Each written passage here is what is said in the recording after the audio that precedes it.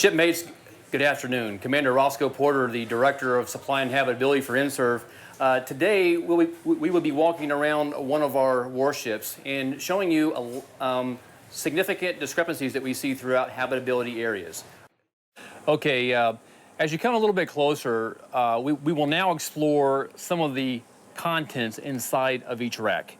One of the first things here is the actual rack fan.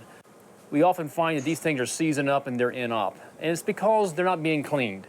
We recommend once a month these things get tagged out, take off the front cover, clean them, put them back on, tag them back in, and the rack fans will last a lot longer.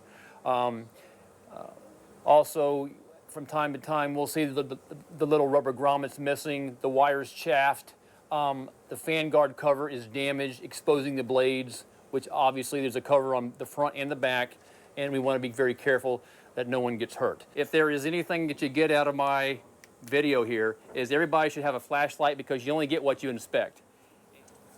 We want the racks to be made, we want the rack lights to be turned on, we want the actual fans to be turned on, we want the rack straps to be up. You'll notice that this particular ship that we're on does not have rack straps.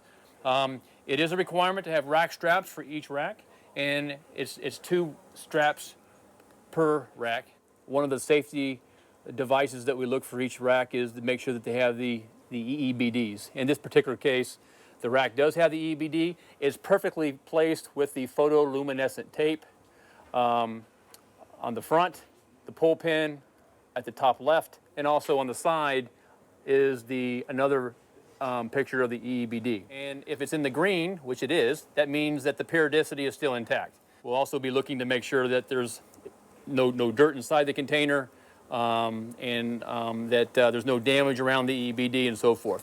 The rack lights have been problematic at times because a lot of times this under cover right here is called a rack light safety cover that is missing, or the light bulb, the cover up here is exposed. If you look behind the rack light, you'll see some black rubber wiring and so forth. We want to make sure that that is properly installed, and you'll see that here's a problem.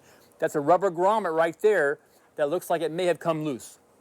That right there probably should go all the way up and over to make sure that the wire is properly installed. The standard makeup for a rack is 2 white sheets, a pillowcase, and a navy blanket. We're also looking underneath the mattress. We're looking for any gear drift, as we call it. We're looking for dirt. Nothing should be underneath the mattress. They have a fitted sheet. This is not a Navy fitted sheet. That is one from home, so that's unauthorized bedding. A lot of times also people will put cardboard or wood underneath the mattress to make it firmer. They'll also use what we refer to as the rubber eggshells to give them a little softer mattress. That's all considered gear drift. It's a fire hazard. It's not authorized in accordance with the habitability standards. Last but not least, we have rack curtains, another component which is very important for the privacy of the sailor. But we're missing the small curtain that is supposed to be snapped on and it extends to the bottom at the foot of the mattress. So we're missing one curtain right here. Another component that I have not mentioned yet is that each rack is labeled with a number and then a name tag. So again, we have a bulletin board in each berthing compartment. This says rack number 18 and the name of the sailor, his locker number, and what division he works for. You'll also notice that on the middle rack and the bottom rack, we have an individual cipher lock. If I can just turn it like that, that means it works. Sometimes these things are missing or they're stripped.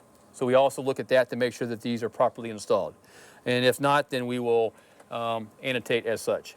Down where I'm kind of knelt down, you'll see the base plate of the bottom rack. This metal right here tends to get soft or we lose some of the metal. It tends to become very, very weak. So we look for that too. And the best way to determine that, and this right here looks in very good shape, you just take your old boondocker. If you notice something that might be rusty, you can do that and you can really easily tell if there is any lost metal. And we're concerned with that because we don't want the racks to collapse with sailors on board. Now, one more thing before I leave this cubicle, I want to bring in and show you.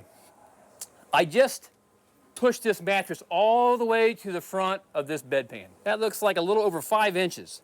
So what I'm saying here is that these bedpans will fit a mattress that is 80 inches in length. So every mattress should be a minimum of 80 inches to the best that we can possibly order. You'll see a 1/4 inch of a gap. This 1/4 inch of a gap on the foot of this individual rack, and it's only for the middle rack and the bottom rack. The top racks, they're self-enclosed. This gap goes all the way around the perimeter of the entire rack. We are looking for dirt. We'll find coins in there. We'll find combs. We'll find trash. So part of the habitability inspection, shipmates, is cleanliness. I'm looking for loose wires. I'm looking for gear drift. We're looking to make sure that all the electrical boxes are properly closed. The wires are properly clipped on the bulkheads. The pipes, the chill water supply, the return pipes are properly labeled. We're looking for overhead vents.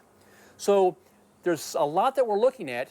And again, if you're not going to be looking, you can darn well bet we will be looking, and we will be using a flashlight also.